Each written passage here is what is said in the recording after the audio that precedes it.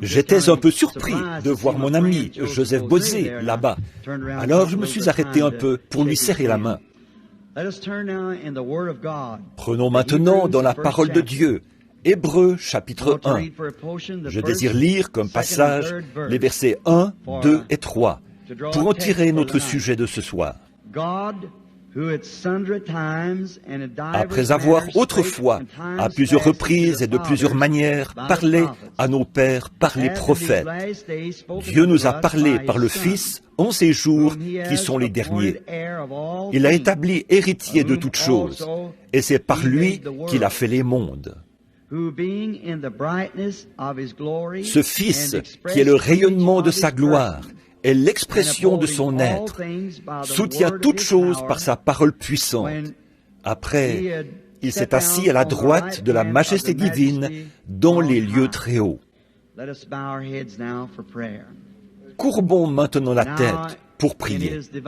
Et maintenant, dans sa divine présence, si vous avez une requête que vous aimeriez lui faire connaître, voulez-vous simplement lever la main pour signifier votre requête, afin que Dieu, notre Père Céleste, nous nous approchons maintenant de ton trône par la foi, au nom de Jésus-Christ, ton Fils. Et nous avons reçu cette assurance que si nous demandons quelque chose en son nom, ce sera accordé. Tu connais nos désirs et nos besoins, et tu as promis de pourvoir à tous nos besoins. Donc, Père, nous voulons prier comme tu nous l'as enseigné. Que ton règne vienne, que ta volonté soit faite sur la terre comme au ciel. Que notre requête ce soir corresponde à ce que tu désires nous donner et au privilège que tu désires nous accorder. Oint la parole, Seigneur, tous ceux qui parleront et tous ceux qui écouteront, et que le Saint-Esprit vienne, qu'il soit celui qui met la parole en pratique, ce soir au milieu de nous, car nous le demandons en son nom. Amen. Vous pouvez vous asseoir. Demain matin, d'après ce que j'ai compris, c'est le petit déjeuner des hommes d'affaires du plein évangile. Généralement, dans les endroits où ils ont un chapitre, j'ai le privilège de prêcher lors de leur petit déjeuner. Jusqu'à maintenant, c'est la seule organisation, et en fait, ce n'est pas une organisation, mais c'est le seul groupement dont je fais partie, les hommes d'affaires chrétiens. Alors je prêche à leurs réunions partout dans le monde. Maintenant, ce soir, nous avons confiance que ce rassemblement n'aura pas lieu en vain. Me voici devant vous, fatigué, la gorge éreintée et les bronches un peu attaquées par... Je viens de Tucson, où le climat est vraiment très aride, et j'arrive ici, où le climat est vraiment très humide. Donc, il y a tout un contraste. Étant donné que vous avez toute l'eau par ici, eh bien, si vous aviez la gentillesse d'en envoyer chez nous, nous en serions reconnaissants. Mais évidemment, vous ne pouvez pas faire ça. Mais je vais vous dire quelque chose. Il y a là une parabole. Tout ce que nous avons là-bas, en Arizona, nos arbres, c'est plein d'épines. Il y a des épines sur tout. C'est à cause du climat aride. Par contre, si ce même arbuste poussait ici, ce serait de belles feuilles tendres. Voyez, elles n'ont pas d'eau. C'est pour ça qu'elles deviennent des épines. Et quand l'Église n'a plus l'eau de la vie, elle aussi, elle devient aride et piquante. Elle pique et tape sur tout. Mais là où coulent les eaux de la vie, la feuille s'ouvre et devient tendre, délicate et douce, sainte et agréable à Dieu. Puisse le Seigneur Dieu nous arroser ce soir, pour que nous ne soyons pas des épines, mais que nous soyons de belles feuilles, et qu'ainsi ceux qui sont rebelles puissent s'asseoir à l'ombre de notre arbre et trouver le repos pour leur âme. Maintenant, ce soir, je veux prendre le sujet suivant, si le Seigneur le veut, et je vais rapprocher ce petit microphone le plus possible, parce que je n'ai plus de voix. Je veux, en m'appuyant sur ce que nous avons lu ici, Hébreux 1:1, je veux prendre comme sujet, Dieu s'identifie par ses caractéristiques. Permettez-moi de répéter cela, parce que je sais que l'acoustique n'est pas bonne ici. Dieu s'identifie par ses caractéristiques. Maintenant, presque tout peut être identifié par ses caractéristiques. J'ai ici quelques écritures que j'aimerais, et quelques notes auxquelles j'aimerais me référer. Or, la caractéristique de quelque chose, c'est ce qui établit son identité. Par exemple, dans tous les éléments de la nature, les fleurs s'identifient souvent par la caractéristique qui les distingue. Si ce sont des espèces proches l'une de l'autre, c'est par la caractéristique de la fleur qu'on peut identifier de quelle fleur il s'agit. Et dans la faune, souvent, je suis un chasseur. Il faut connaître les caractéristiques de l'animal qu'on chasse. Sinon, on peut parfois être vraiment induit en erreur. Par exemple, le mouflon de Stone, là-bas, en Colombie-Britannique. J'étais juste au-dessous du Yukon, là-bas, l'automne dernier. Quelques frères qui sont présents étaient avec moi. Nous étions à la chasse. Bon, si on ne sait pas les différencier, quand on suit la trace d'un mouflon ou d'un cerf, on ne pourrait pas les différencier, à moins d'être un chasseur très habile. C'est qu'ils laissent les mêmes pistes. Ils bondissent quand ils prennent la fuite. Et puis, quand on en voit un au loin, si sa tête n'est pas visible, eh bien, on ne peut pratiquement pas les différencier. Ils ont à peu près la même taille. La croupe, elle est blanche, comme celle du cerf. Ils sont très difficiles à différencier, mais ces cornes, c'est la caractéristique qui l'identifie. Les cornes. Le mouflon a des cornes en spirale, alors que le cerf a des pointes qui poussent dans différentes directions. En plus, le cerf n'ira pas à une altitude aussi élevée pour se nourrir. Et puis, la chèvre, quand elle marche, elle aussi, la chèvre et le mouflon ont chacun sa caractéristique. Il faut savoir les différencier quand on est là-haut, parce qu'ils vivent tous deux en altitude, dans les montagnes. Il faut savoir les différencier. Mais si vous remarquez, la chèvre marche en traînant un peu la patte, alors que le mouflon marche en posant bien sa patte, comme ceci. La caractéristique, sa façon particulière de laisser des pistes. On identifie son gibier par ses caractéristiques, ce qu'il fait, son comportement, de quoi il se nourrit et tout. Il s'identifie par ses caractéristiques. Et puis, quand on en surprend un, alors on observe ce qui se produit. On peut les reconnaître à leur façon de prendre la fuite. C'est une caractéristique par laquelle on peut reconnaître différents animaux. Et avez-vous déjà remarqué, je ne sais pas si vous en avez par ici ou pas, les bruants jaunes. En fait, le vrai nom, c'est le pic flamboyant et le jet. Le jet a à peu près la même taille que le bruant jaune. Et quand vous voyez ces deux oiseaux en vol, ce sont deux oiseaux assez semblables. Si vous ne voyez pas la couleur, observez-les. Vous pourrez déceler lequel est le bruant jaune. Le jet vole plus ou moins en ligne droite. Mais le bruant jaune bat des ailes. En battant des ailes, il descend et remonte. Descend et remonte. Voyez, c'est comme ça qu'il s'élance. Et on décèle là la caractéristique du bruant jaune, sa façon de voler. Si vous remarquez la caille, lorsqu'elle apparaît, sa façon de prendre son vol. Et là, observez, si vous êtes dans un marécage où on peut trouver la caille et la bécassine, vous, les chasseurs, vous savez ça. La bécassine des marais et la bécassine sourde s'identifient à leur façon particulière d'apparaître et de prendre leur vol. On les identifie à leur façon caractéristique de voler. On identifie de quelle espèce d'oiseau il s'agit. Par conséquent, si on ne fait que l'entendre, on peut déceler ce que c'est, par sa façon de prendre son vol, ce qu'il est, par sa façon caractéristique de voler. C'est comme l'homme et la femme. Ce sont tous deux des êtres humains, mais la femme a des caractéristiques différentes de celles de l'homme. Il y a quelque temps, je lisais un récit au sujet de Salomon et de la reine. Je n'ai pas eu le temps de vous prêcher mon petit message ici, au sujet de la reine du Midi, qui est allée voir Salomon et qui a vu son don de discernement.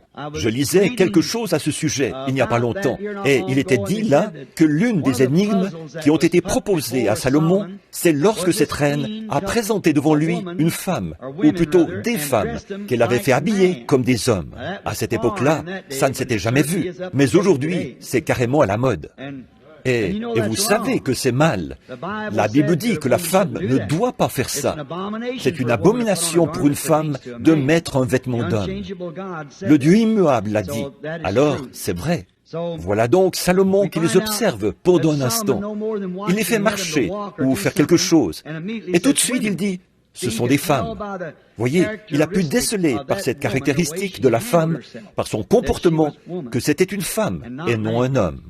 Et pour presque tout, c'est pareil. C'est par ses caractéristiques. Par exemple, bien des gens sont gauchers. et bien des gens sont droitiers. Ils se caractérisent par leur comportement. On peut déceler si ces personnes sont droitières ou gauchères par leur manière d'agir, leur tendance à toujours tendre la main gauche ou la main droite. Et souvenez-vous, Jésus a parlé de quelque chose comme ça, au sujet de... Les deux mains sont vraiment presque... Elles sont pareilles. Elles ont le même genre d'empreinte de pouce, d'empreinte digitale, les 5 doigts, le petit doigt, l'index et ainsi de suite. Tout comme la main droite et la main gauche ont le même genre de doigts, généralement. Les mains ont la même taille, exactement la même. La seule différence entre elles, c'est que l'une est une main gauche et l'autre une main droite. C'est la seule différence qui permet de les distinguer. L'une est une main gauche, l'autre une main droite. Et donc, là-dessus, Jésus a dit, voici un petit point que je pourrais souligner en passant. Jésus a dit, dans Matthieu 24, que les caractéristiques de l'Esprit se ressembleraient dans les derniers jours. Ce serait tellement proche que cela séduirait même les élus si c'était possible. Voyez, c'est qu'il... Relevez votre main, tenez-la comme ça. Voyez, si vous ne prêtez pas attention, une main est en tout point semblable à l'autre. Sauf qu'une main est la gauche et l'autre la droite. C'est pareil pour les esprits aux derniers jours. Ils se ressemblent, sauf qu'ils ont une caractéristique qui les identifie. Un esprit est dans le vrai et l'autre est dans l'erreur. Et on peut les identifier par leurs caractéristiques. On peut identifier l'Esprit de Dieu par sa caractéristique. Voyez, l'Esprit de Dieu est l'Esprit de l'Église. Il y a l'Esprit de l'Église et l'Esprit de Dieu, qui ne ressemble pas du tout à l'Esprit de l'Église. Pas du tout. Il y a un esprit dénominationnel. Il y a un esprit national. Il y a un esprit de la nation. Dans chaque nation, quand je vais là-bas, quand on y met les pieds, on trouve un esprit différent. Je suis allé en Finlande. Ce sont des gens formidables. Mais il y avait là un esprit finlandais. Je suis descendu en Allemagne. Il y a là un esprit allemand. Il n'y a pas longtemps, j'emmenais ma femme. Il y a 2 ou 3 ans de cela, nous habitions encore dans l'Indiana, au petit supermarché. Je venais de rentrer, il fallait aller chercher de la nourriture. Et pendant que j'étais en route, c'était en été, vous ne le croirez peut-être pas, mais nous avons vu une femme qui portait une robe. Et c'était tellement bizarre que j'en étais abasourdi. J'ai dit, regarde là-bas, c'est bizarre. Cette femme porte une robe. Toutes les autres portaient des vêtements qui ne conviennent pas à une femme. Et elle a dit, j'ai dit, eh bien, c'est tout simplement l'esprit américain, tu vois, l'esprit de l'Amérique. Or, l'esprit de l'Amérique, elle est censée être une nation chrétienne. Mais l'esprit de cette nation n'est pas chrétien. On a beau l'appeler une nation chrétienne, mais par sa caractéristique, elle est à milieu d'en être une.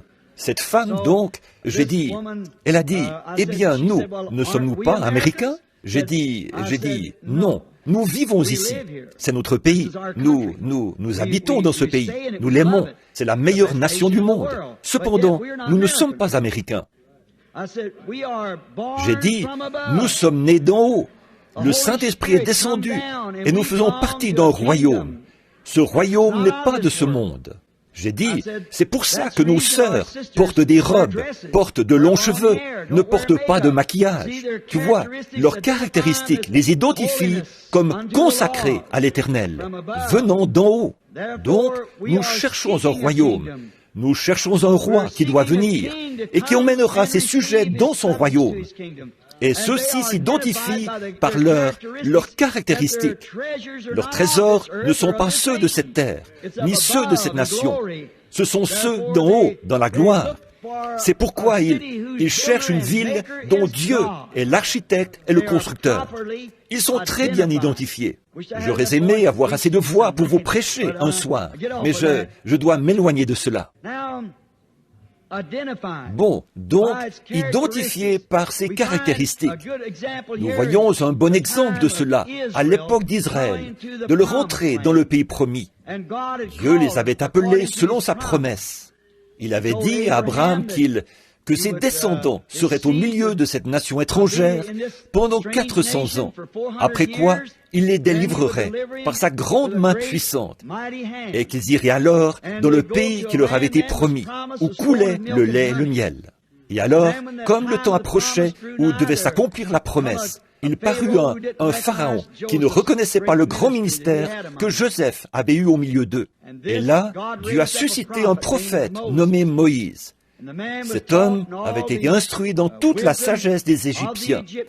Il était sans aucun doute un grand homme, intelligent, un intellectuel, car il pouvait enseigner la sagesse aux Égyptiens.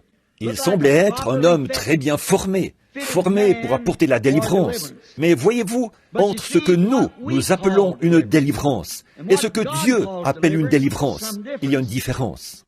Maintenant, observez cet homme avec toute son éthique. Il savait qu'il était né pour délivrer les enfants d'Israël. Pourtant, avec toute son instruction, c'était là toute l'étendue de son savoir. En plus de savoir qu'il avait été appelé par Dieu à remplir cette tâche, il avait une licence en lettres et un doctorat en droit et tout. Il a alors entrepris de délivrer Israël et il a échoué totalement. Maintenant, remarquez, on se serait attendu à ce que lui, qui avait un pied sur le trône d'Égypte, qui allait devenir Pharaon, il puisse délivrer les enfants d'Israël, après être devenu Pharaon, puisqu'il était l'héritier du trône. Mais voyez-vous, en le faisant de cette façon-là, on n'aurait pas pu identifier là la caractéristique de Dieu, sa façon de délivrer son peuple. Il avait dit qu'il les délivrerait, que lui, il les délivrerait par sa main puissante. Non pas Moïse par son armée puissante, mais Dieu par sa main puissante. Nous voyons que ce prophète s'est enfui et qu'il est resté dans le désert pendant 40 ans. Pharaon avait mis 40 ans à le bourrer d'instructions et Dieu a mis 40 ans à le dépouiller de tout ça. On le retrouve donc un jour derrière le désert où il rencontre le Seigneur Dieu dans un buisson ardent, sous la forme d'une colonne de feu dans un buisson. Il lui a demandé d'ôter ses souliers, car le lieu sur lequel il se tenait était une terre sainte.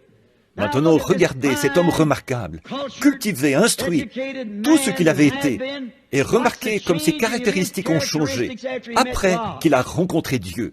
Il a fait la chose la plus... Parfois, Dieu fait des choses d'une manière tellement simple et tellement insensée pour la pensée charnelle. Remarquez, un homme qui avait échoué totalement, alors qu'il était entouré de toutes les armées de l'Égypte et de tout ce qu'il fallait pour accomplir la volonté de Dieu, avec toute l'instruction qu'il avait, et âgé de 40 ans, dans la fleur de l'âge. Le voici âgé de 80 ans, le lendemain matin, avec sa femme assise à califourchon sur un mulet, tenant un enfant sur sa hanche. Il a un bâton à la main. Il s'en va en Égypte pour prendre le contrôle. Vous parlez d'un spectacle ridicule, mais cela manifestait les caractéristiques de Dieu, parce qu'il avait là un homme qui pouvait croire sa parole. C'est tout. En fait, pouvez-vous imaginer ça? Une invasion par un seul homme qui s'en va en Égypte, alors qu'une armée avait échoué. Mais qu'est-ce que c'était? Sa caractéristique, ses tactiques avaient changé. Il allait là-bas au nom du Seigneur. Je suis celui qui suis. Et en fait, il a effectivement pris le contrôle. Il l'a fait, parce qu'il allait là-bas par la puissance du Seigneur. Pendant qu'il faisait route, qu'il conduisait Israël vers le pays promis, il est entré en rapport avec son frère dénominationnel, Moab. Or, Moab, eux, ce n'étaient absolument pas des païens. C'étaient les enfants de la fille de Lot. Moab, c'était la progéniture d'un de ses enfants. Alors là-bas, je veux vous faire remarquer ces deux nations, le contraste. Voici l'Égypte, un petit peuple dispersé, apatride, sans pouvoir exécutif, sans roi, sans rien, sans aucun dignitaire parmi eux, juste un peuple en route vers un pays promis. Et là, ils devaient traverser le pays de Moab. C'était directement sur le sentier qui les menait à la promesse. Moab, eux aussi croyaient en Jéhovah, et ils avaient un prophète. Et Israël avait un prophète. Ils avaient tous deux des prophètes. Et maintenant, remarquez, ils sont arrivés à une situation où le prophète de la nation organisée allait venir maudire cette autre nation, parce qu'elle était à la dérive, n'avait pas d'endroit précis où demeurer. Ils sont donc venus là et observé ces deux prophètes. Fondamentalement parlant, les deux avaient tout à fait raison. Remarquez, en effet, que Balaam, l'évêque, lui a dit, « Maintenant, bâtis-moi 7 autels. » 7 est le nombre de l'achèvement de Dieu, qui représente les 7 âges de l'Église, les 7 jours de la création, et tout ça. Maintenant, remarquez, 7. Dieu atteint son achèvement en 7. 7 autels. Et met un taureau sur chaque autel. Or ça, c'est exactement le même autel que celui qu'on avait là-bas, dans le camp d'Israël. Là-bas, au milieu d'Israël, on avait le même autel que ici, et le même sacrifice. Un taureau et un taureau. Un prophète et un prophète. Deux nations en contraste. Un exemple absolument parfait de l'époque où nous vivons, si seulement nous avions le temps d'aborder ça. Remarquez que ce que Dieu a fait là, c'était en parabole, pour qu'en faisant un parallèle, nous voyions ce qu'il en est. Et Balaam a demandé qu'on mette également un bélier sur chaque autel, ce qui indiquait qu'il avait foi en un Messie qui allait venir. Un bélier, un mouton mâle, c'était ce même sacrifice qu'on offrait là-bas, au milieu d'Israël, là-bas, dans le camp d'Israël, et ici, au pays de Moab. Sur le plan fondamental, ils avaient tous les deux raison. Mais remarquez, sur le plan fondamental de la doctrine. Par contre, un prophète là-bas, dans le camp d'Israël, avait les caractéristiques de Dieu et la parole de Dieu. Il s'en tenait à la promesse de Dieu pour cet âge-là, car il était sur le sentier qui menait au pays promis. Voyez? Bon, du point de vue fondamental, Balaam, Balak, pouvaient s'identifier autant que Moïse. Mais voyez-vous, Moïse, qui était le vrai prophète de Dieu, avait non seulement les points fondamentaux, mais il avait aussi la marque d'identité de Dieu. Voyez, il était sur le sentier du devoir, exactement ce qui avait été promis pour cet âge-là. Pas pour l'âge de Noé, mais pour son âge. Je vous emmènerai dans un pays où coule le lait et le miel. Ils étaient en route, et Israël s'identifiait avec son prophète, Moïse, avec le message de cet âge-là. Les caractéristiques de Dieu s'identifiaient en Moïse. Une colonne de feu l'accompagnait. Il avait aussi avec lui l'expiation en action. Il ne faisait pas qu'en parler, il l'avait en action. Non pas ce qui arrivera, mais ce qui arrive maintenant même. Remarquez, il avait un serpent d'airain qui avait été élevé à cause des maladies et des maux du peuple. Donc Moïse pratiquait la guérison divine. Il avait l'expiation, le serpent d'airain, un symbole qui indiquait que Dieu était dans le camp. Alors les gens regardaient le serpent d'airain et ils étaient guéris. Il avait aussi un rocher frappé qui l'accompagnait. Et cela identifiait Dieu. C'est ce qui gardait les eaux de la vie parmi eux, la joie et le salut, afin qu'ils ne périssent pas, mais qu'ils aient la vie éternelle. C'était un type de... Ce rocher frappé, dans le désert, était un type de Christ qui a été frappé. Et puis, ils avançaient sur le sentier qui les menait à la promesse. C'était là une autre marque d'identité qui montrait la caractéristique de Dieu. Peu importe combien l'autre était fondamentaliste à l'égard de la parole, lui, il avait le fondamentalisme plus la marque d'identité et la caractéristique de Dieu qui était au milieu d'eux. Dieu s'identifiait. Deux prophètes, tous deux étaient prophètes et tous deux étaient fondamentalistes. Mais Dieu identifiait ses caractéristiques en Moïse, puisque celui-ci avait les caractéristiques de Dieu avec lui. De plus, les caractéristiques de Dieu sont toujours surnaturelles, parce qu'il est surnaturel. Dieu est surnaturel. C'est toujours quelque chose d'inhabituel par rapport au courant de pensée moderne de l'époque. Vous savez cela. Dieu a toujours chamboulé les plans des groupes religieux dans tous les âges passés. Jamais, à aucune époque, une personne ou un groupe de gens ne se sont organisés à partir d'un message, sans qu'ils soient morts, qu'ils aient été mis au rencard et ne se soient jamais relevés. Jamais dans l'histoire. Les luthériens, les presbytériens, les méthodistes, les baptistes, les pentecôtistes et tous les autres ne se relèvent jamais quand ils se mettent à former des groupements à partir de cela. Dieu traite avec des individus. Remarquez, il est tellement étranger à la façon de penser habituelle. Voyez, c'est que nous suivons la tendance. Et alors, il faut le croire comme ceci. Et là, Dieu arrive avec sa parole promise. Et il s'identifie dans cette parole. Ce groupe-ci ne peut pas accepter cela parce qu'il n'y croit pas. Voyez, il s'est retranché lui-même de cela.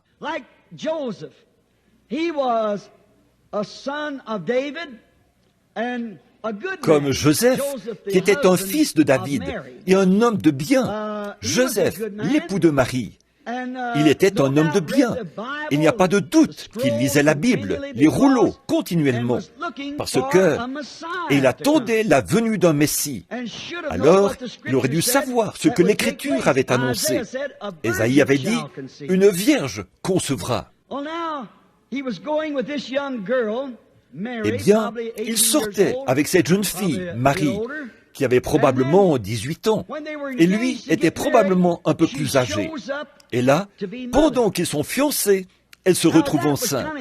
Alors ça, c'était assez dur à accepter pour Joseph. Sans doute que Marie lui avait raconté la visite de Gabriel, mais nous remarquons que son caractère le portait à douter de la chose. La voilà donc enceinte avant leur mariage. Et dans la Bible, le châtiment pour ça, c'était la mort par lapidation. Une femme non mariée qui devenait enceinte devait être lapidée. Il n'y avait pas de prostitution en Israël. C'était exclu. Donc voilà, c'est ce qui nous est dit dans le Deutéronome. Alors nous voyons que Marie, semble-t-il, cherchait à se servir de Joseph comme couverture pour un acte qu'elle avait commis. En effet, si elle se retrouvait enceinte avant leur mariage, elle devait être lapidée. Il fallait donc qu'elle trouve quelqu'un qui lui serve de couverture. Et ça donnait vraiment l'impression que c'est ce qu'elle cherchait à faire. Mais Joseph plongeait son regard dans ses beaux grands yeux. Elle disait, « Joseph, Gabriel m'a dit, le Saint-Esprit te couvrira de son ombre, et l'enfant que tu concevras vient du Saint-Esprit. C'est Dieu. C'est ce qu'on l'appellera, le Fils de Dieu. » Et Joseph, il voulait le croire, mais c'était tellement inhabituel. Ce n'était encore jamais arrivé. Et c'est pareil aujourd'hui. Si nous pouvions seulement, si je pouvais, par un moyen quelconque, amener les gens à voir qu'une chose inhabituelle, quelle qu'elle soit, si elle est identifiée par la parole, alors ses caractéristiques en démontrent l'identité. C'est Dieu en action. Cela, Joseph aurait dû le savoir. Il aurait dû savoir qu'une vierge concevrait. Il était honnête, là. Il ne désirait pas rompre secrètement avec elle, mais il envisageait de le faire. Et là, l'ange du Seigneur lui est apparu en songe. Vous êtes-vous déjà demandé pourquoi il était apparu en songe? Il n'y avait pas de prophète à cette époque-là. Leur songe était tellement simple qu'il n'a eu besoin d'aucune interprétation. Il lui a dit, « Joseph, fils de David, ne crains pas de prendre avec toi Marie, ta femme, car ce qu'elle a conçu vient du Saint-Esprit. » Voyez? Alors, c'était réglé. Voyez, il est venu à lui dans un songe, un moyen secondaire. Mais voyez-vous, c'est qu'il n'y avait pas de prophète là-bas qui puisse identifier cette parole, déclarer, la Vierge qui concevra, c'est elle. Voyez, et donc, il lui est apparu en songe, parce qu'il était honnête et juste, un homme de bien. Et je crois que Dieu viendra à tout homme de bien, d'une façon ou d'une autre. Il identifiera à cet homme de bien les œuvres qu'il a destinées à cet âge-là. Si cet homme a été appelé par Dieu pour cet âge-là. Bon, mais c'était tellement inhabituel. Ils avaient vraiment de la peine à saisir. Mais toujours, ce qui apparaît selon la parole qui a été promise pour l'âge. Ce sont toutes ces choses inhabituelles. Bon, peut-être que certaines personnes iront ici et là et diront, eh bien, ceci est inhabituel, c'est Dieu, ceci est inhabituel. Mais voyez-vous, il faut que ce soit identifié par la parole, et la parole est Dieu. Voyez? Alors, le trait caractéristique de cette identification, c'est ce qui identifie de qui il s'agit.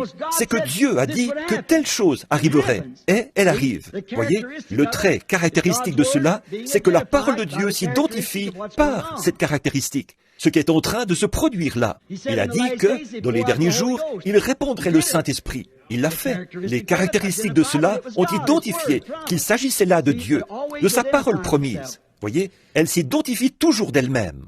Alors chaque fois, il s'agit toujours de corriger la parole, lorsque la parole n'a pas été exprimée correctement. L'avez-vous déjà remarqué? C'est ce qui est arrivé du temps de Noé, qui a corrigé cet âge scientifique, où Dieu allait faire descendre de l'eau du ciel. C'est Moïse, voyez, qui les a corrigés, quand ils étaient tous bien établis en Égypte et tout. Mais la parole de Dieu devait venir, devait s'identifier, et la vérité de la parole corrige l'erreur. Je vais vous demander quelque chose. Là, il se pourrait que nous creusions un peu. Je dois éviter de prêcher un enseignement ou une doctrine, mais je vais juste vous demander quelque chose. Jésus était la parole, nous le savons. La Bible dit, Jean chapitre 1, au commencement était la parole, et la parole était avec Dieu, et la parole était Dieu, et la parole a été faite chair, et elle a habité parmi nous. Il est toujours la parole. Donc, quand il a connu leurs pensées, ils auraient dû reconnaître que c'était là la parole, puisque la parole de Dieu avait dit que c'est ce qu'il ferait. Il était ce prophète. Remarquez, là nous voyons qu'après sa naissance, lorsqu'il était âgé d'environ 12 ans, il est monté à la fête du tabernacle.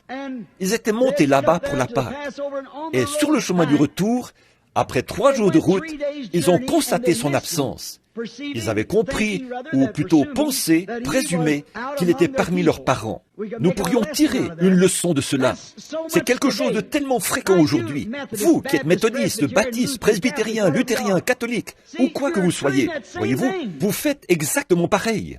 Vous croyez comprendre que, parce que Wesley a eu un grand réveil, que Luther a eu un grand réveil, que la Pentecôte a eu un grand réveil, vous croyez comprendre qu'il est parmi les gens, alors que parfois, il n'est pas là. Ils sont partis à sa recherche. Où l'ont-ils trouvé? Là où ils l'avaient laissé, à Jérusalem. Et quand ils l'ont trouvé, qu'est-ce qu'il était en train de faire? Un jeune garçon de 12 ans, qui n'était probablement jamais allé à l'école. Il n'avait reçu que l'enseignement de sa mère. Et il était là, dans le temple, en train de débattre la parole de Dieu avec les sacrificateurs. Et ceux-ci s'étonnaient de la sagesse de cet enfant. Pourquoi? Il était la parole. Maintenant, regardez bien. Bon, je ne voudrais pas manquer d'égard envers vous, les catholiques, qui appelez Marie la mère de Dieu. Mais permettez-moi de vous signaler une petite erreur, ici. Si l'Église est bâtie sur Marie, alors regardez bien ce qui s'est produit.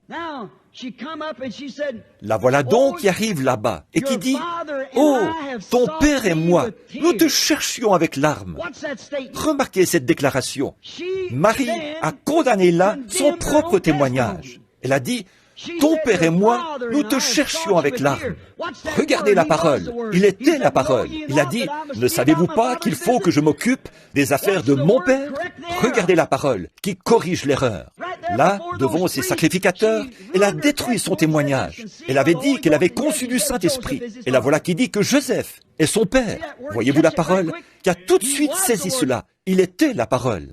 Bon, vous savez bien qu'un garçon de 12 ans n'aurait pas pu faire ça. Il était la parole. Il était la parole qui avait été prononcée pour cet âge-là. Et donc, la caractéristique par laquelle Dieu s'identifie était en Christ. Il corrigeait les erreurs. Il a dit, ils ont dit, mais nous sommes disciples de Moïse. Voyez, il a dit, si vous étiez disciples de Moïse, vous me connaîtriez. Il a écrit à mon sujet. Moïse a dit, l'Éternel, votre Dieu, suscitera un prophète comme moi. Vous me connaîtriez si vous aviez connu Moïse. Voyez, la parole corrige toujours l'erreur de l'époque. Mais les gens n'aiment pas croire ça.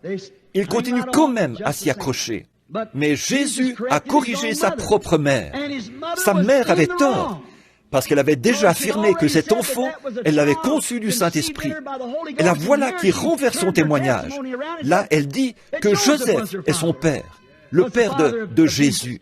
Maintenant, si Joseph, s'il avait été le fils de Joseph, s'il s'était occupé des affaires de son père, il aurait été là-bas, à l'atelier de menuiserie. Mais il s'occupait des affaires de son père. Là, dans le temple, il réprimandait ces organisations. Voyez, il s'occupait des affaires de son père. Un gamin de 12 ans. Ne savez-vous pas qu'il faut que je m'occupe des affaires de mon père? Avez-vous remarqué, quand Jésus a été tenté par Satan, sa caractéristique, là, quand il était tenté, l'a identifié comme étant Dieu, parce qu'il s'en est tenu à la parole. Voyez, il est écrit, a dit Satan. Jésus a dit, il est aussi écrit. Il s'en est tenu strictement à la parole. Dieu, autrefois, à plusieurs reprises, notre lecture ici, Dieu, autrefois, à plusieurs reprises, c'est-à-dire à des époques anciennes, de plusieurs manières, de bien des façons, a révélé son identité à ses prophètes par des visions. C'était la caractéristique du prophète. Quand il prédisait des choses, elles arrivaient. C'était là sa caractéristique, sa marque d'identité, qui montrait que Dieu était avec lui. Alors, cela lui donnait le droit d'interpréter la parole, qui s'appliquait à cette époque-là. Parce que la parole de Dieu vient au prophète. La caractéristique du prophète, qu'il avait annoncé d'avance. La Bible dit, s'il y en a un, et que ce qu'il dit arrive, alors écoutez-le. Mais si la chose n'arrive pas, ne le croyez pas, ne le craignez pas. Mais si ma parole n'est pas en lui, mais si la chose arrive, alors ma parole est en lui. Voilà sa marque d'identité. Voilà la caractéristique du prophète. Donc Dieu, autrefois, c'était son moyen de montrer aux hommes les caractéristiques par lesquelles il s'identifie. Il parlait par un homme qui avait été appelé à être prophète. C'est la Bible qui le dit. Dieu, autrefois, à plusieurs reprises et de plusieurs manières, a parlé à nos pères par les prophètes. Dans 2 Pierre, nous lisons aussi que toute la parole de Dieu a été écrite par eux.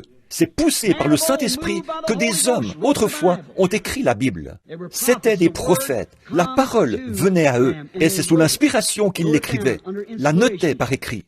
Ils devaient d'abord avoir été identifiés comme prophètes. Ensuite, ils écrivaient la parole inspirée, et ils avaient l'interprétation de cette révélation divine, parce que c'était Dieu dans cet homme. C'était son moyen de montrer ce qu'il est, par les caractéristiques qu'il identifie. Leur vision se confirmait. C'était la caractéristique de Dieu en eux, qui se faisait connaître ainsi aux gens. Et c'était son seul moyen. Quand il était en Christ, le prophète n'était qu'une toute petite partie. Christ était la plénitude de Dieu, et Dieu était en Christ, réconciliant le monde avec lui-même. Ses caractéristiques l'identifiaient, démontraient ce qu'il était. Et donc, il a dit, « Si je ne fais pas les œuvres de mon Père, n'y croyez pas.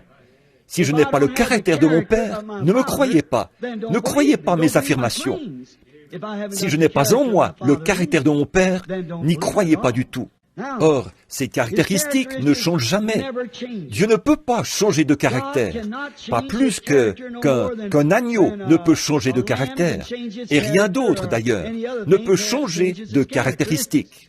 En effet, tant que quelque chose est dans son état originel, c'est l'original. Et si on y change quelque chose, alors on l'a modifié. Il n'est plus dans son état originel. Par exemple, on peut prendre un porc, on peut laver un porc et lui vernir les ongles d'orteil, comme le font les femmes, lui appliquer du rouge à lèvres et lui mettre une belle robe. Relâcher cette vieille truie, elle ira tout droit dans une mare bourbeuse et se roulera de nouveau dans la boue. Pourquoi ? C'est une truie, voilà. Mais vous savez, on n'arriverait pas à... Un agneau ne ferait pas ça. Il ne mettra même pas la patte dans la boue. Il ne veut rien avoir à faire avec ça. C'est ce qui le caractérise, voyez. On pourrait lui mettre les mêmes vêtements, mais il n'y ira pas. Il n'y ira pas, c'est certain. Ce n'est pas l'apparence extérieure qui compte, c'est ce qui est à l'intérieur. Or, comme Dieu est la source de toute vie, ne manquez pas ceci. Je m'efforce, avec tout ce qui est en moi, de vous amener à voir quelque chose. Voyez, c'est pour votre bien, mes amis. C'est dans votre intérêt. Voyez, je ne suis pas venu ici pour me faire voir. Je ne suis pas venu ici parce que je n'avais pas d'autre endroit où aller. Je suis venu ici parce que j'estimais que je devais venir. J'estimais qu'il fallait que le ministère que le Seigneur m'a donné soit montré au milieu des gens, ici. Et je m'efforce de vous amener à voir ce que Dieu est réellement, ce qu'il est maintenant. Il est sa parole promise. Il est toujours la parole. Et il s'identifie par la caractéristique qu'il a promise. À une certaine époque, un certain caractère allait apparaître, annoncé dans la parole. Ensuite, la caractéristique de cette personne qui doit apparaître, c'est ce qui identifie que c'est bien la personne en question. C'est pour ça que Jésus ne pouvait être nul autre que celui qu'il était. Les gens auraient dû voir ça. Ce n'était pas étonnant qu'il soit aveugle. La chose, il est dit que, malgré tant de miracles qu'il avait fait, ils ne pouvaient pas croire. Parce qu'Ésaïe avait dit, ils ont des yeux, mais ils ne voient pas, des oreilles, mais ils n'entendent pas. Voyez, dans chaque âge, pas seulement dans son âge à lui, mais dans tous les âges, Dieu, autrefois, à plusieurs reprises, de plusieurs manières, pourtant, il ne pouvait vraiment pas saisir. Or, ces caractéristiques n'échouent jamais. elles sont toujours les mêmes. Maintenant, souvenez-vous, sa caractéristique, la caractéristique de Dieu, ne peut pas échouer. Si elle le fait, alors Dieu a échoué. Et la Bible dit, dans Hébreux 13:8, que Jésus-Christ est le même hier, aujourd'hui et éternellement. Il est donc le Dieu immuable. Son caractère, ce qu'il était au commencement, il est toujours de ce même caractère. Toutes ses façons de faire, toutes les fois qu'il a fait quelque chose, il le fait chaque fois de la même façon. Sinon, c'est que son caractère a changé, voyez, et ses caractéristiques manifesteraient quelque chose qui n'est pas venu de Dieu. Voyez, alors nous ne serions pas où. Comme Paul l'a dit, si la trompette rend un son confus, qui saura se préparer au combat?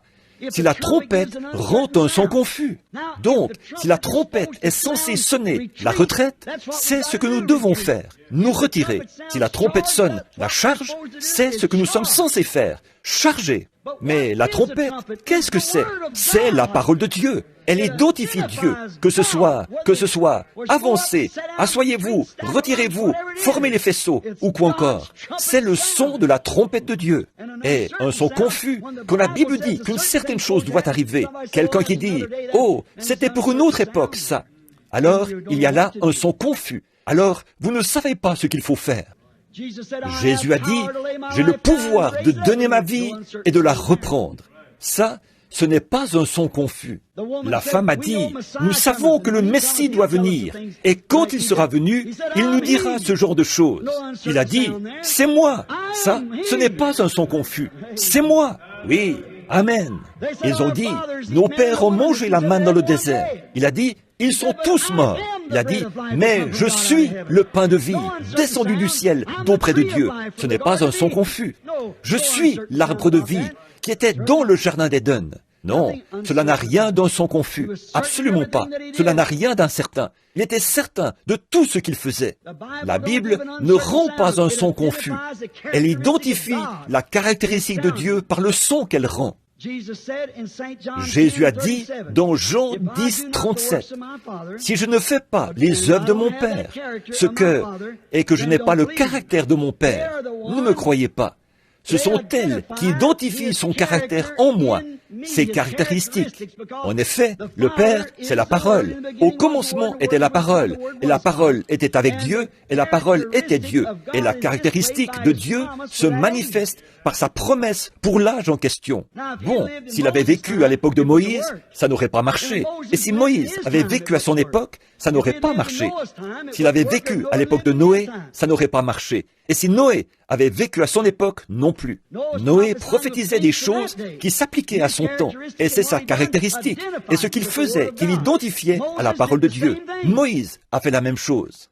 Et là, Jésus est venu. Et la parole qui avait été promise pour cet âge-là s'est identifiée en Jésus-Christ par la caractéristique de la parole, qui est Dieu. Amen. L'effusion du Saint-Esprit sur les gens ordinaires, dans les derniers jours, a identifié la caractéristique de Dieu avec les gens. Il l'a promis. C'est la parole. Il a dit qu'il le ferait. Personne ne peut retirer cela. Il a dit qu'il le ferait. Donc, toutes ces choses qu'il a promises, il les fait. Voilà. C'est ainsi que s'identifie sa caractéristique. Oui, monsieur. Ne les croyez pas. Ne croyez pas mes affirmations. Si ma caractéristique n'est pas celle de Dieu. Maintenant, remarquez, dans Jean 14:12, celui qui croit en moi, il a dit, a ma marque d'identité, ma caractéristique. Celui qui croit en moi fera, lui aussi, les œuvres que je fais. C'est ce qui identifie que le caractère de Christ est en lui, la manifestation de ses caractéristiques. Amen. Je me sens pas mal religieux en ce moment, même si je suis envoué. Oui, monsieur. Oh là là, voyez, c'est indéniable. Sa vie, celui qui croit en moi fera, lui aussi, les œuvres que je fais. Voyez, c'est ainsi que s'identifie cette caractéristique. Il a dit la même chose. Si mon caractère ne m'identifie pas, n'identifie pas Dieu en lui, alors lui, Il ne faut pas le croire. Et il a aussi dit que c'est ainsi qu'on pourrait l'identifier. Et donc, si cela ne l'identifie pas, alors il n'est pas ce qu'il dit être. Et aujourd'hui, si Christ ne s'identifie pas, si la caractéristique de Christ ne nous identifie pas comme étant de Christ, comme croyant la parole, Jésus était la parole. Il devait donc forcément croire la parole. Alors, comment pouvons-nous dire que nous sommes de Christ et nier une seule parole de la Bible? Le Saint-Esprit de Christ, c'est Dieu en vous. Il ponctuera chaque promesse d'un Amen. La Bible dit, voici les signes qui accompagneront ceux qui auront cru. L'Esprit de Dieu dit, Amen. Voyez? Ne dites pas, pour une seule d'entre elles. Non, ça, c'était pour un autre âge.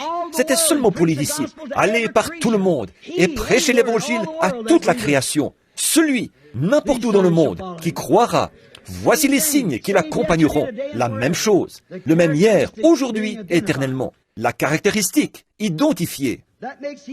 Ainsi donc, Hébreux 1:1, Dieu qui autrefois a parlé à nos pères par les prophètes, c'est par cela que s'identifie le Christ ressuscité, aujourd'hui, par la même caractéristique qu'autrefois. L'avez-vous remarqué? Dieu ne change jamais sa façon de faire. Dans la Bible ancienne, quand un songeur avait un songe et qu'il n'y avait pas de prophète dans le pays qui puisse voir si ce songe était véritable ou non, ils avaient un autre moyen de le découvrir. La personne en question, celui qui avait eu le songe, ils l'emmenait au temple. Le pectoral d'Aaron, qui était souverain sacrificateur, était suspendu à un poteau. Alors, ce songeur racontait son songe. Peu importe combien ça sonnait bien, combien ça semblait vrai, si une lumière surnaturelle ne brillait pas sur ces pierres, ce qu'on appelle l'Urim-Tumim, les lecteurs de la Bible comprennent, alors peu importe combien ça semblait vrai, ce n'était pas vrai. La nature inhabituelle de Dieu, le caractère de Dieu, se devait de manifester ses caractéristiques par le surnaturel, afin de démontrer qu'il s'identifiait à ce message. Amen. Je dis la même chose ce soir. L'ancien Urim-Tumim a disparu, mais la parole reste toujours la chose qui identifie la caractéristique de Dieu, la promesse de l'heure où nous vivons. Les caractéristiques de Dieu sont là, identifiées par la promesse de l'heure à laquelle nous vivons. Et cela prouve que Dieu est le même qu'il était autrefois. Regardez, de plusieurs manières, il a parlé à nos pères par les prophètes. La loi et les prophètes ont subsisté jusqu'à Jean. Depuis lors, le royaume des cieux. Remarquez, mais en ce dernier jour, il dit la même chose qu'à l'époque, par son Fils Jésus-Christ. Dieu, autrefois, à plusieurs reprises, de plusieurs manières, a parlé à nos pères par les prophètes. En ce dernier jour, il fait la même chose. Il parle aux gens, aux pères, par son Fils Jésus-Christ. Il a ressuscité des morts et il vit au-dedans de nous. Il s'identifie et nous annonce des choses d'avance. Il discerne les pensées et les intentions du cœur. Jésus-Christ le même hier, aujourd'hui et éternellement. Dieu, autrefois, à plusieurs reprises et de plusieurs manières, a parlé à nos pères par les prophètes, mais en ces derniers jours, par son Fils Jésus-Christ. On ne peut pas altérer l'Écriture. Elle est tout à fait exacte. Comme je l'ai déjà dit, Dieu n'a pas besoin que qui que ce soit interprète cette parole. Il interprète lui-même sa parole. Quand il dit quelque chose, cela arrive. C'est ça qui en est l'interprétation. Voyez, il n'a pas besoin que quelqu'un dise, « Eh bien, je crois que ça veut dire telle chose. » Dieu l'identifie par l'interprétation que lui-même en fait. Et ce, si la promesse s'applique à cette époque-là, nous ne pouvons pas vivre dans la lumière de Luther. Nous ne pouvons pas vivre dans la lumière de Wesley. Nous ne pouvons pas vivre dans la lumière d'aucun de ceux-là. Nous devons vivre dans la lumière qui était promise pour aujourd'hui. Qu'est-ce qui se serait passé si Moïse était allé en Égypte et qu'il avait dit, eh bien, nous allons construire une grande arche. Nous allons sortir de ce pays en voguant sur les flots. Les eaux du Nil vont monter. On aurait consulté le rouleau. Aucune promesse à ce sujet. C'est vrai. Mais voyez-vous, il s'est identifié comme étant le prophète de Dieu, car ce qu'il disait arrivait. Et c'est ce qui leur faisait savoir qu'il avait la parole du Seigneur. Pharaon avait des lances, mais Moïse avait la parole. Donc, quand ils sont arrivés au bord de la mer, toutes les lances ont été englouties dans la mer. Et Moïse a fait traverser la mer à Israël à sec. Parce qu'il avait la parole, et qu'il était la parole de cette heure-là. Moïse était la parole manifestée pour son heure. Élie était la parole manifestée pour son heure. Christ est la parole manifestée. Et les promesses qu'il a faites, Un peu de temps, et le monde ne me verra plus. Mais vous me verrez, car je serai avec vous et même en vous jusqu'à la fin du monde. Vous ferez, vous aussi, les œuvres que je fais. Il a promis ces choses. Qu'est-ce que c'est? C'est la caractéristique de Dieu qui manifeste sa parole, comme il l'a fait dans tous les âges. Dans Malachie 4, il a dit, « Avant que le jour de l'Éternel arrive, ce jour grand et redoutable, voici, je vous envoie Élie, le prophète, et il ramènera la foi des enfants à celle des pères. » Avant que ce jour arrive, il l'a promis. Jésus a dit au chapitre 17 de Luc, « Ce qui arriva au jour de Sodome arrivera de même à l'avènement du Fils de l'homme, lorsque le Fils de l'homme se révélera, lorsque la révélation se dévoilera, au jour où le monde sera comme Sodome. » Qu'est-ce que ce sera? La caractéristique de l'accomplissement de cette écriture-là. Dieu s'identifiant par sa caractéristique, ses caractéristiques, ce qu'il a toujours été. Il ne peut pas s'écarter de cela. Dans les derniers jours, il s'est identifié par son Fils. Remarquez comment Dieu fait ces choses. Toujours, comme il a tout, il ne change jamais de manière de faire. Ces trois hommes qui se sont entretenus avec Abraham, comme nous venons de le dire là, au jour de Sodome. Abraham était un homme qui croyait en Dieu. Il croyait la promesse de Dieu sur parole. Sarah, sa femme, était âgée de 65 ans et Abraham était âgé de 75 ans quand Dieu l'a appelé. Il lui a dit qu'ils allaient avoir un enfant, qu'Abraham allait avoir un enfant de Sarah. Ça peut sembler un peu ridicule, mais j'imagine qu'elle a préparé tous les petits chaussons et les épingles et tout, parce qu'ils allaient avoir ce bébé. Les premiers 28 jours écoulés, eh bien, Abraham a peut-être dit à Sarah, « Comment te sens-tu, ma chérie? Pas de changement.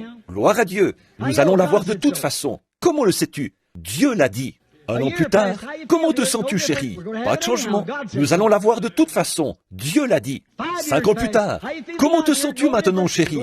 Pas de changement. Nous allons l'avoir de toute façon. Dieu l'a dit. » Qu'est-ce que c'était? Il avait la promesse de Dieu. Il a cru à Dieu. Il a fait comme Dieu. Il est resté attaché à la parole promise. Cela, 25 ans plus tard, les petits chaussons avaient jauni, mais elle les gardait fidèlement. Le voilà maintenant âgé, voûté, très mal en point. Le sein de Sarah est comme mort, et lui est stérile. Ils sont dans un état terrible. « Comment te sens-tu, Abraham, père de nation ?» lui disaient ses amis soi-disant croyants. « Eh bien, gloire à Dieu, je me sens très bien. Nous allons avoir ce bébé de toute façon. » En effet, il ne douta point par incrédulité au sujet de la promesse de Dieu, mais il fut fortifié, donnant gloire à Dieu, car il avait la pleine conviction que ce que Dieu a dit, Dieu peut aussi l'accomplir. Amen. Voilà la caractéristique du croyant. Qu'en est-il de vous? Voyez, qu'en est-il de nous, les enfants d'Abraham? Est-ce que nous nous identifions avec la parole de Dieu, qui est une promesse? Est-ce que notre caractéristique nous identifie, démontre que nous y croyons réellement? Ou bien, est-ce que nous sommes ballottés, nous nous précipitons par ici et par là et là-bas, et nous faisons des suppositions, et nous sommes ballottés de tous côtés? Dans ce cas, nous ne sommes pas des chrétiens. Nous faisons semblant de croire, c'est tout. Par contre, quand nous nous appuyons vraiment sur cette promesse, ne bougeons pas de là. Tenons-nous-en à cela. C'est ce qu'Abraham a fait. Et alors, nous voyons qu'un jour, il a vu 3 hommes arriver à pied. La Bible dit que c'était pendant la chaleur du jour. Il devait être environ midi. Ces hommes se sont approchés et ils s'entretenaient avec lui. Nous voyons que 2 d'entre eux sont descendus à Sodome. Je crois que nous avons parlé de cela l'autre soir. L'un d'eux est resté avec lui. Remarquez cet homme qu'il a appelé, qui est resté avec lui. Ce que cet homme a fait. L'un d'eux s'est identifié par sa caractéristique, démontrant qu'il était Elohim.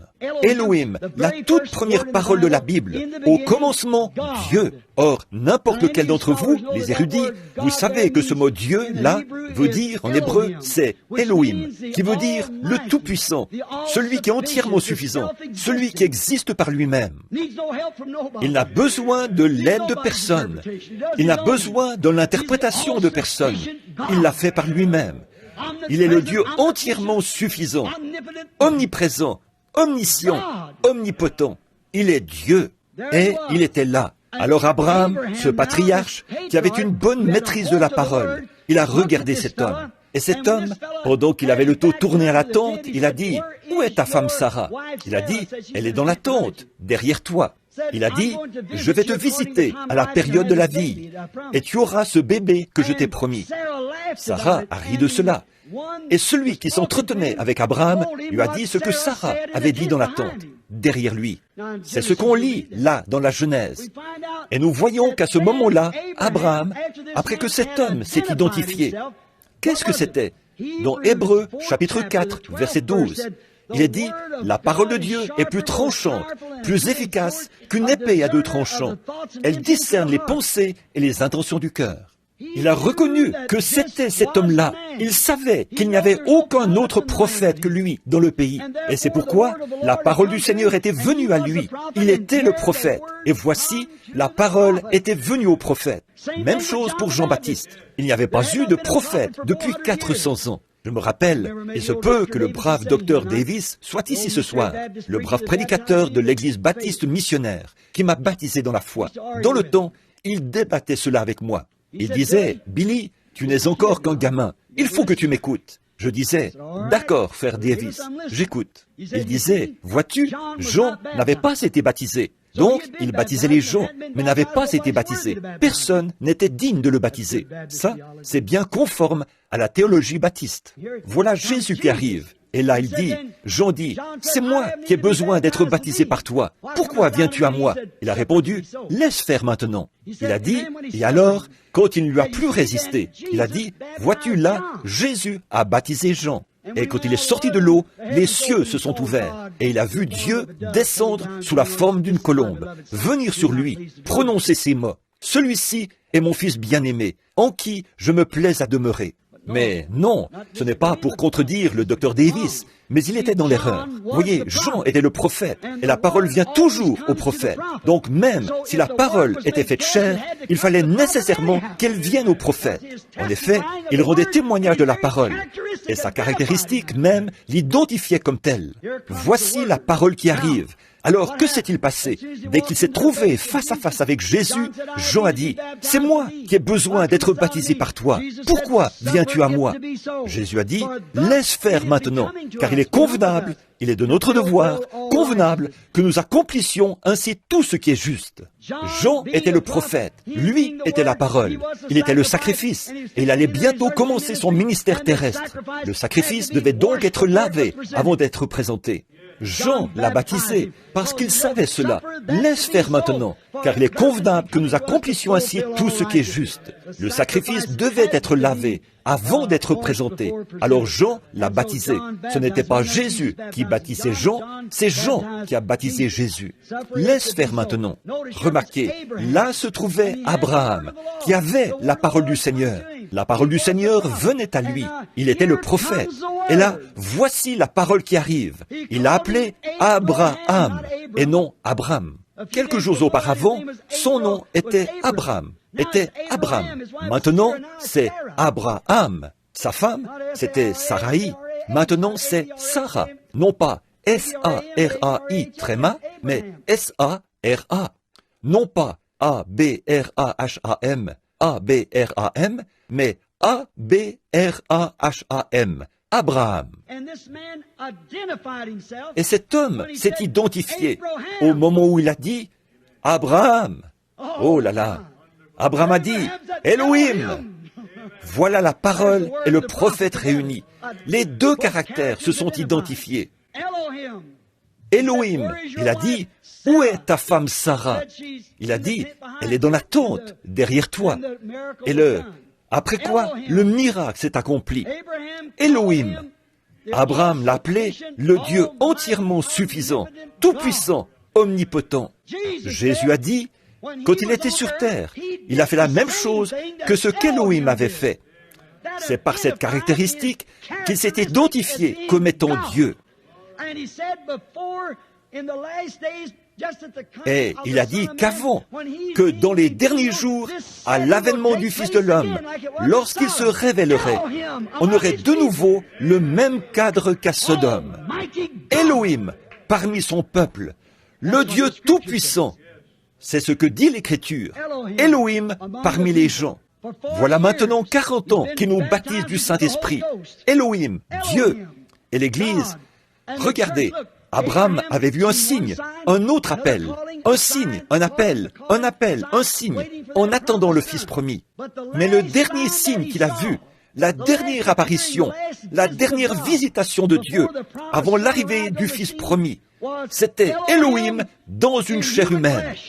Après quoi, le Fils promis est arrivé. Et la postérité d'Abraham attend le Fils promis, Jésus-Christ. Eux, ils ont vu des signes, l'effusion du Saint-Esprit, le parler en langue, la guérison divine et tout. Mais lorsque le Fils de l'homme se révélera, Elohim reviendra vers la postérité royale d'Abraham et démontrera la même chose que ce qu'il avait démontré ce jour-là. Amen.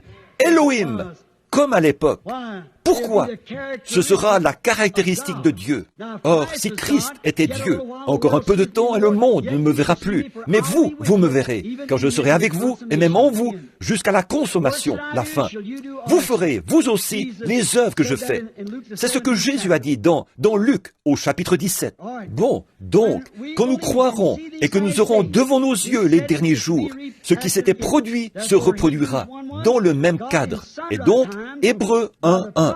Dieu, qui autrefois s'est identifié par les prophètes en ces derniers jours, a identifié la résurrection de son Fils d'entre les morts, en donnant à l'Église la caractéristique même qui était la sienne, confirmant ainsi l'exactitude d'Hébreux 13:8. Impossible d'arracher des plumes à ceux-là.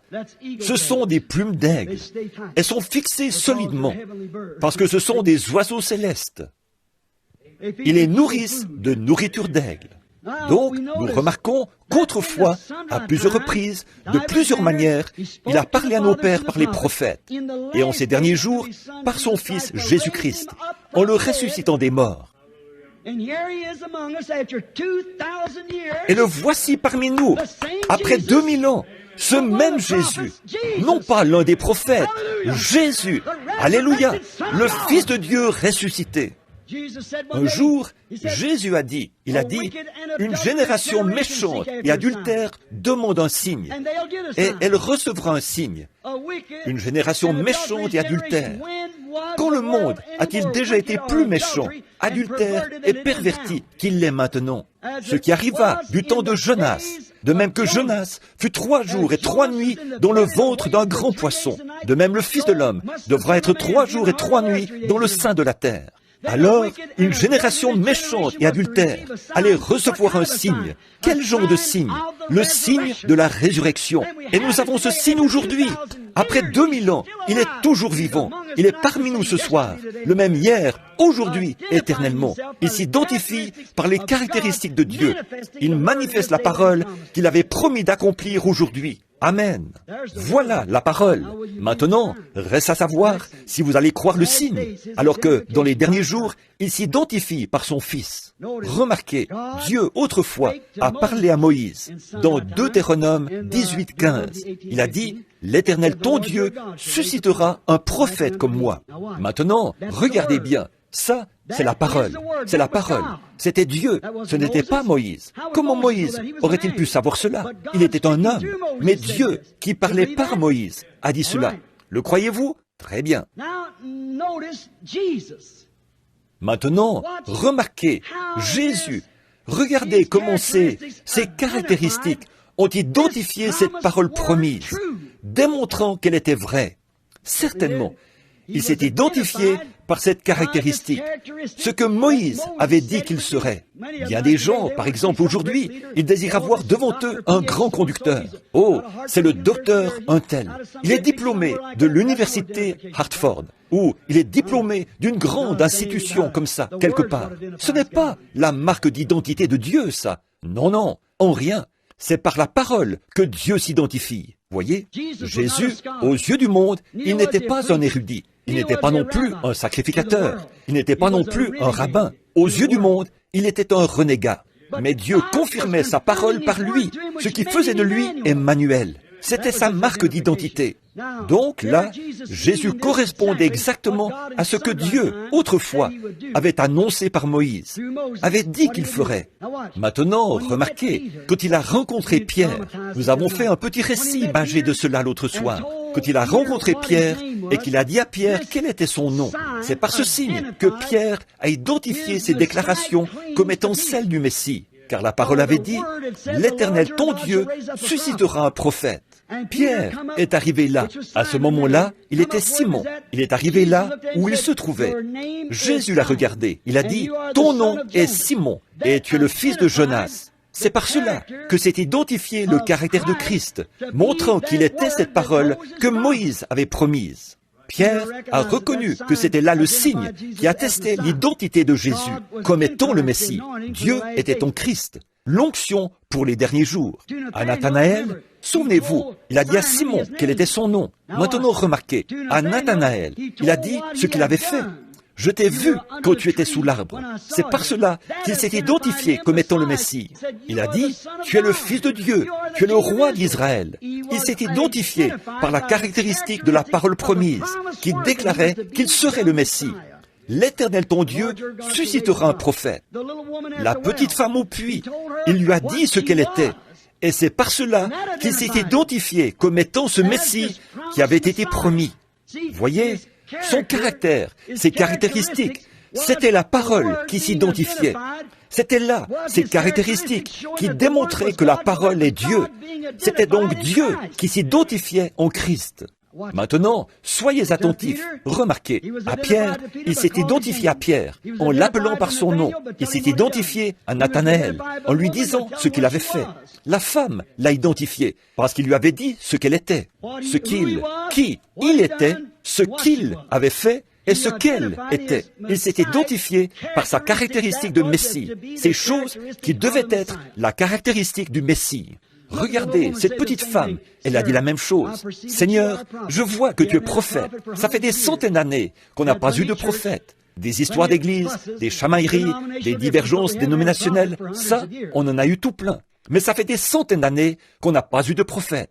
Nous savons que quand le Messie viendra, c'est par cela qu'il s'identifiera. Il a dit, « Je le suis, moi qui te parle. » Cela n'a rien d'incertain. Je le suis. C'est par cela qu'il s'est identifié. La femme atteinte d'une perte de sang l'a identifié comme étant la parole. Comment ? Par ce qu'il a fait lorsque sa foi l'a touché. Il s'est retourné et a dit, « Qui m'a touché ?» Il a reconnu qu'il s'était passé quelque chose. C'est par cela que Jésus s'est identifié comme étant le Messie. Elle le croyait. Et elle s'est dit, si je peux toucher son vêtement, je serai guéri. Et aussitôt qu'elle l'a touché, il s'est retourné. Il a dit, mais qui m'a touché? Et ils s'en défendaient tous. Cependant, sa caractéristique de Messie, Amen. J'espère que mon auditoire saisit. Écoutez, nous terminons avec ceci. Là, elle l'a touché. Il y avait peut-être des centaines de personnes qui essayaient de le toucher. Pierre l'a même repris. Il a dit, « Voyons, tout le monde te touche. » Il a dit, « Oui, mais quelqu'un m'a touché. » C'était différent. C'est ce contact différent. Ce contact de la foi. Vous voyez, il a dit, « Quelqu'un m'a touché. » C'était un contact différent. Je me suis affaibli. De la force est sortie de moi. De la vertu est sortie de moi. Alors, le voilà. Alors, son propre disciple a dit, en d'autres mots, tu parles comme si tu étais un déséquilibré. Voyons, les gens, tout le monde te touche. Remarquez comment il s'est identifié là. Il s'est retourné, a promené son regard sur la foule. Il l'a repéré. Elle ne pouvait plus se cacher. Il lui a signalé son état et lui a dit que sa foi l'avait guéri. Elle a reconnu par cela que Hébreux 4:12, la parole discerne les pensées, les intentions du cœur. Sa caractéristique l'a identifiée comme étant la parole de Dieu faite chair et habitant parmi nous. Amen. Je pense que c'est par cette même chose qu'il s'identifie ce soir. Jésus-Christ ressuscité, vivant parmi nous ce soir, le même hier, aujourd'hui, éternellement. Maintenant, puisque Hébreux 13:8 est vrai, son caractère l'identifiera aujourd'hui comme à cette époque-là, de la même manière. Considérez Cléopas et les autres après la résurrection. Jésus s'est identifié par sa manière de rompre le pain. Il l'a fait exactement de la même manière qu'avant sa crucifixion. Et c'est par cela que s'est identifié sa caractéristique. En effet, c'était sa manière de le faire. Maintenant, s'il était ici ce soir, comment s'identifierait-il? Exactement comme il l'a fait hier, car il est le même aujourd'hui et le sera pour toujours. C'est sa marque d'identité. Hébreux 4, 14 et 15. Il est maintenant, il est dit, il est notre souverain sacrificateur qui peut compatir à nos faiblesses. Il est notre souverain sacrificateur, maintenant même, après sa résurrection, après sa mort, après son ensevelissement, après sa résurrection, après son ascension. Amen. Il reste toujours le même hier, aujourd'hui, éternellement. Un souverain sacrificateur qui peut compatir à nos faiblesses. Amen. C'est ce qu'il est, maintenant même, pour tous les hommes et toutes les femmes ici qui le croiront. Il est notre souverain sacrificateur, le même hier, aujourd'hui, éternellement. Il vit à jamais. Croyez-vous cela? Ses caractéristiques l'identifient sans cesse comme étant le même que lorsqu'il vivait sur la terre. Il est toujours vivant, ici ce soir, sous la forme du Saint-Esprit. Il vit à jamais. Et s'il est toujours vivant, ses caractéristiques l'accompagnent, comme elles l'ont toujours fait. Je suis reconnaissant ce soir de ce que Dieu, autrefois, à plusieurs reprises et de plusieurs manières, a parlé à nos pères par les prophètes et en ces derniers jours par son Fils Jésus-Christ. Oh, je ne savais pas que j'avais prêché aussi longtemps. Je n'avais plus ça à l'esprit. Excusez-moi, je vais m'arrêter.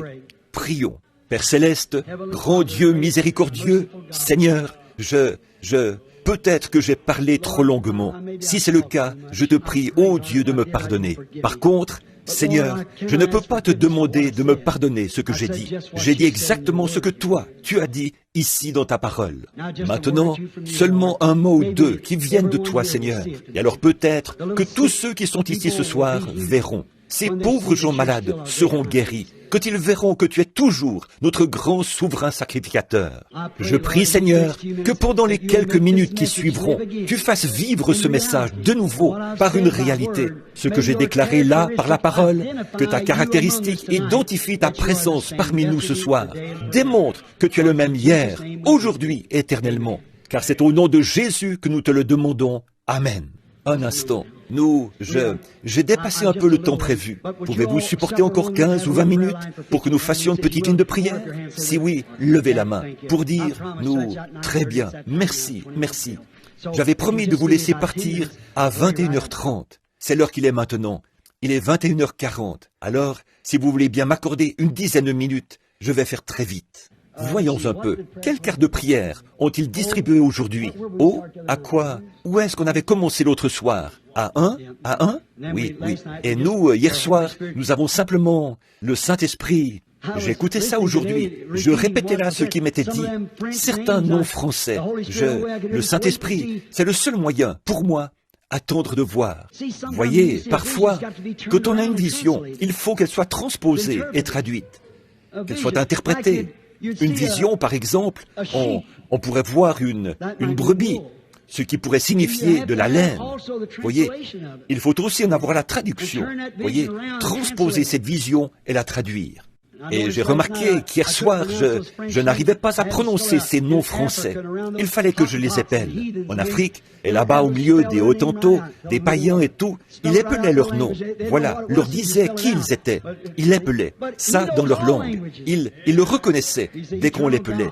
Mais voyez, il connaît toutes les langues. Il est le Dieu éternel. Commençons ce soir, disons, à partir de 75, jusqu'à 100, les O, c'est bien, O, est-ce bien ce qu'il a dit? Oui, très bien. Qui a la carte de prière 75? Faites voir, dans les O, la carte de prière O, 75, que la personne qui a cette carte lève la main. Les O, très bien. Avancez-vous juste ici. 75, 80, 85, 90, 95, 100. Avancez-vous par ici, s'il vous plaît. Très bien. Il faut vous mettre en ligne par ici, rapidement, parce que nous n'avons pas beaucoup de temps. J'ai bien confiance que vous allez faire ça. Regardez votre carte de prière. Regardez la carte de prière de la personne voisine. Et si quelqu'un est infirme, assistez-les dans la ligne de prière.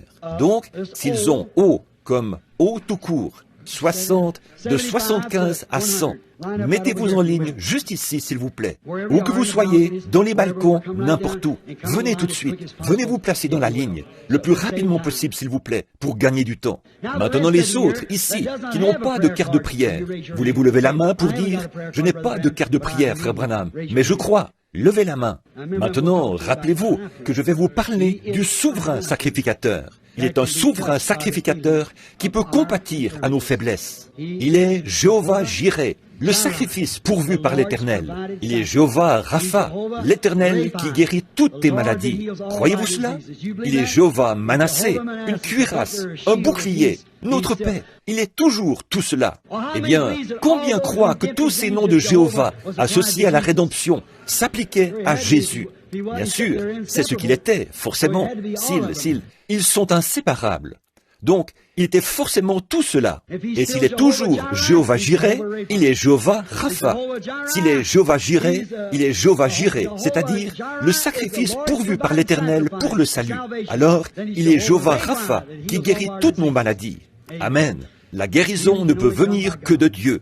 Très bien. Pendant que les gens se mettent en ligne, je n'aurai pas le temps de voir qui sont ces gens et ce qu'ils sont. Mais maintenant, tous ceux dans l'auditoire qui savent que je ne les connais pas, levez la main pour dire « J'ai besoin de Dieu ». Mais vous ne me connaissez pas, frère Branham. Cependant, j'ai besoin de Dieu. Je vais simplement lever la main.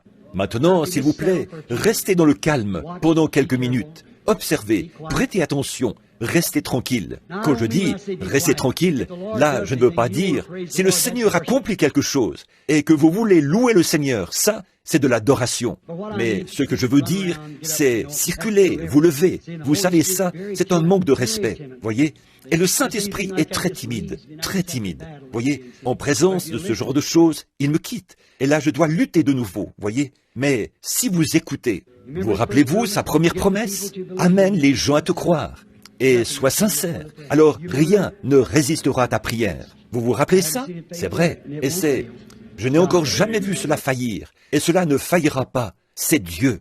Maintenant, pour la ligne de prière, nous allons procéder rapidement, dans l'intérêt des gens, afin que le plus de personnes possible passent dans la ligne. Mais vous qui avez une carte de prière, et qui n'avez pas été appelé ce soir, gardez votre carte. Nous y viendrons. Très bien.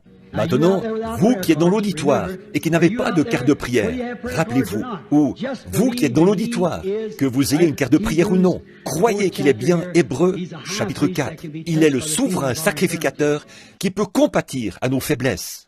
Voyez s'il est toujours, voyez si c'est bien Jéhovah apparu lui-même de nouveau parmi son peuple, comme il l'avait fait au jour de Sodome. Très bien, monsieur. Maintenant, prions. Là, soyez vraiment respectueux. Maintenant, souvenez-vous, une parole de la part de Dieu vaut plus que ce que n'importe qui pourrait dire. Cet homme qui est ici, je ne le connais pas.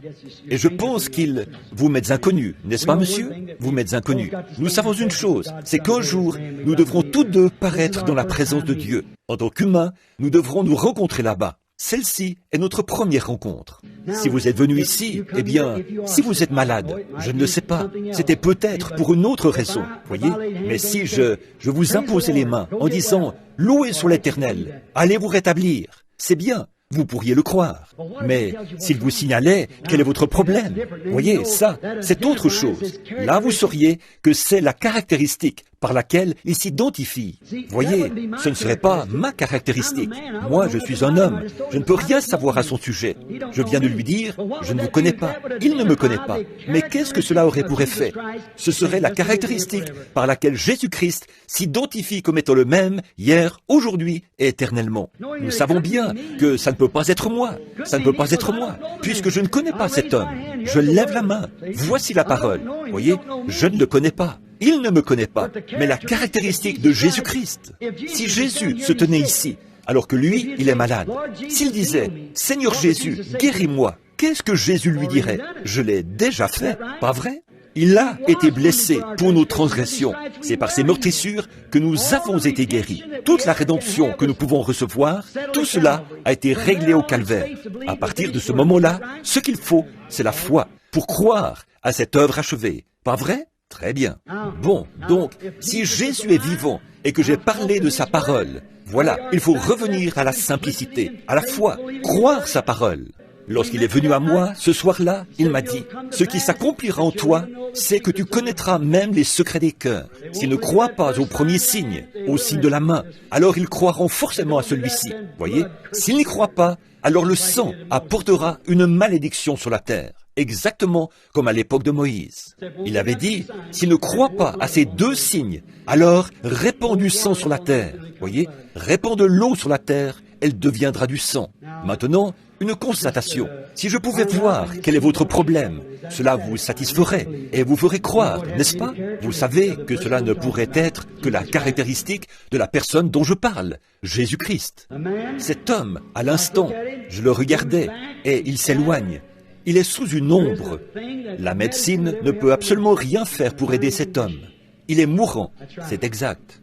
Il a subi une opération, et cette opération, c'était une opération de la prostate. C'est un cancer, et le cancer s'est propagé partout. Si c'est exact, levez la main. Il n'y a que Dieu qui puisse le guérir. Mais regardez, monsieur, je voudrais vous dire quelque chose. Ce démon s'est peut-être caché pour échapper au bistouri du médecin. Mais il ne peut pas se cacher de Dieu. Croyez-vous cela? Le croyez-vous? Alors, au nom de Jésus-Christ, je prie que cette chose parte et que cet homme vive. Ce n'est rien, un moment de faiblesse. Très bien. Vous et moi, nous sommes des inconnus l'un pour l'autre. Un homme et une femme se rencontrent. Bon, je suis un simple homme, je ne vous connais pas. Vous êtes une simple femme. Peut-être que vous ne me connaissez pas. Vous avez peut-être seulement vu mon nom, ma photo, ou quelque chose comme ça. Mais nous ne nous connaissons pas, c'est-à-dire nos caractères. Nous ne connaissons pas nos caractères respectifs. Par contre, la caractéristique de Christ, il est la parole, et la parole qui était promise pour aujourd'hui. Vous m'avez entendu en parler. Donc, ces caractéristiques identifieraient sa présence ici. Ce n'est pas moi qui l'identifie. Je ne vous connais pas. Vous comprenez? Notre assemblée comprend bien cela. Voyez, je suis un homme. Je suis seulement votre frère. Comme à la femme au puits. Vous dire quelque chose qui ne va pas, quelque chose dont vous souffrez, ou ce que vous désirez, ce pourquoi vous êtes ici. Que Dieu soit le juge de cela. Vous souffrez d'anémie. C'est bien ça, n'est-ce pas? Je me heurte continuellement à un obstacle. Quelqu'un pense que j'ai deviné ça. Je ne devine pas, non. De temps en temps, je sens venir cela de quelqu'un. Vous ne pouvez pas cacher vos pensées en ce moment. Il y a environ, je sais qu'il y a 2 individus vraiment très sceptiques assis ici. Voyez? Donc, souvenez-vous que, vous aussi, je peux dire votre nom. Dieu peut le faire. Alors, arrêtez de penser ça. Laissez-moi vous montrer quelque chose. Regardez par ici, madame. Regardez-moi. Je ne sais pas ce qu'il vous a dit, mais je sais ce qu'il est. Et c'est là sa caractéristique, qui s'est identifiée. Oui, c'est un état d'anémie. Le sang, l'eau. Maintenant, voici quelque chose. Voyons s'ils vont penser que je devine ceci. Vous avez un enfant pour lequel vous priez. Il est ici, c'est exact. Il a, dans la gorge, les amygdales, des végétations. Il doit bientôt subir une opération. C'est bien ça, n'est-ce pas? Prenez ce mouchoir, posez-le sur lui et croyez. Ne doutez pas, il n'aura pas besoin d'être opéré. Croyez maintenant de tout votre cœur. Bonjour. Cette femme ici, voici son problème. Vous avez peur de quelque chose. Vous craignez qu'une tache de vin soit devenue cancéreuse. Oui. Maintenant, repartez en croyant, et ça n'arrivera pas. Repartez simplement en croyant de tout votre cœur. Les caractéristiques, non pas de moi, mais de lui. Croyez-vous maintenant? Avec ça, tout le monde devrait croire. Bon, je ne vous connais pas. Je vous suis inconnu. Dieu vous connaît. Croyez-vous cela? Vous savez que je ne vous connais pas, et vous ne me connaissez pas. Alors, croyez-vous que cet esprit qui parle en ce moment, ça ne peut pas être mon esprit? Parce que moi, je suis un homme, je ne vous connais pas. Mais la caractéristique de la parole promise, c'est que la parole est plus tranchante qu'une épée à 2 tranchants, et qu'elle discerne les pensées et les intentions du cœur. Vous êtes très malade. Vous avez eu un problème gynécologique, à l'utérus, un cancer de l'utérus. Et vous êtes allé recevoir un genre de traitement. C'était un traitement au radium. Et le seul résultat de cela, c'est que le cancer s'est propagé partout. Et vous allez mourir si Dieu ne vous guérit pas. C'est vrai. Croyez-vous maintenant qu'il vous guérira? Que le Dieu du ciel réprime ce démon qui s'est caché du médecin. Il s'est peut-être caché pour échapper au radium, mais il ne peut pas échapper au Saint-Esprit. Allez, croyez en lui maintenant, sœur. Ne doutez pas du tout. Au contraire, croyez. Croyez-vous que Dieu peut guérir cet asthme et vous rétablir? Vous le croyez? Alors continuez votre chemin. Réjouissez-vous. Dites « Merci Seigneur. Je crois que mon asthme s'est terminé. » Bonjour, vous êtes nerveuse. Il y a longtemps que vous souffrez de nervosité. Cela a provoqué en vous un ulcère logé dans votre estomac. Et c'est ce qui vous cause des problèmes d'estomac. Et vous désirez manger votre souper? Allez-vous faire ce que je vous dis? Allez, mangez au nom du Seigneur Jésus. Croyez-vous de tout votre cœur? Vous me semblez être une jeune femme très bien. Croyez-vous que je suis son serviteur?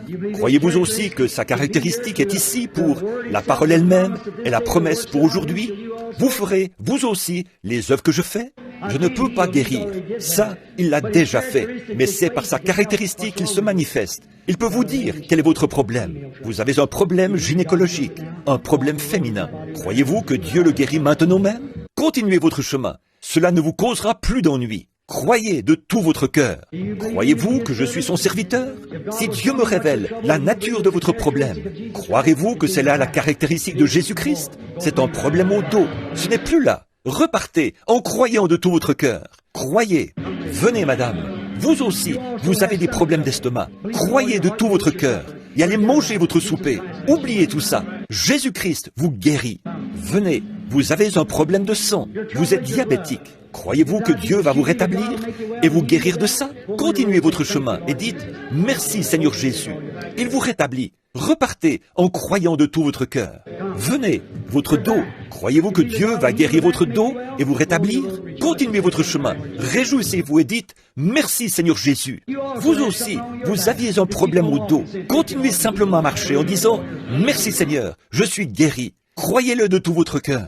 Vous aussi, vous souffriez du dos. Qu'est-ce que vous dites de ça? Croyez de tout votre cœur maintenant et continuez votre chemin. Soyez rétablis. Croyez que Jésus-Christ vous rétablit. Si tu peux croire, tout est possible. Très bien. Et si je ne vous disais rien, si vous passiez simplement et que je lui impose les mains, croyez-vous qu'elle se rétablirait? Les gens voient bien quel est le problème. Croyez-vous qu'elle se rétablirait? Venez ici. Je réprouve ce démon au nom de Jésus-Christ. Que la puissance de Dieu guérisse cet enfant. Amen. Ne doutez pas du tout, et elle se rétablira. Croyez de tout votre cœur. Si Dieu ne vous guérit pas, vous marcherez avec des béquilles un jour, à cause de l'arthrite. Mais croyez-vous que Dieu guérit votre arthrite? Alors, repartez en disant « Merci Seigneur, je vais croire en toi, rétablis-moi ». Très bien, venez maintenant. En fait, c'est à cause de votre âge. Vous êtes très nerveuse. Vous devez être très nerveuse en fin de soirée. Quand vous travaillez et tout, vous êtes très nerveuse. Croyez-vous maintenant? Alors, cela ne vous causera plus d'ennui. Continuez votre chemin. Dites « Merci Seigneur Jésus ». Venez monsieur. Croyez-vous que Dieu guérit les maladies de cœur? Qu'il rétablira votre cœur? Continuez simplement à avancer. Dites « Merci Seigneur, je crois de tout mon cœur. Dieu guérit la tuberculose et redonne aussi la santé. Croyez-vous cela, monsieur, de tout votre cœur? Très bien. Continuez votre chemin et réjouissez-vous. Dites « Merci Seigneur Jésus ».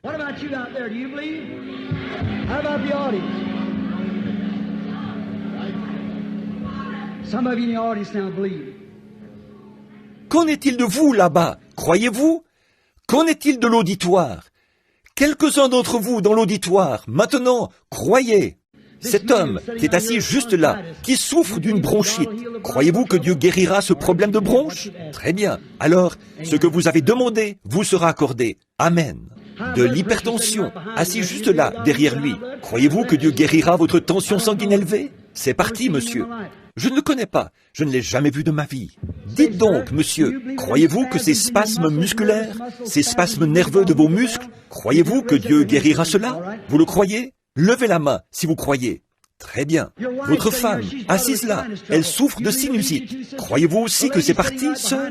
La dame, assise juste là, derrière nous, a une névrite. Croyez-vous que Dieu guérira votre névrite, madame?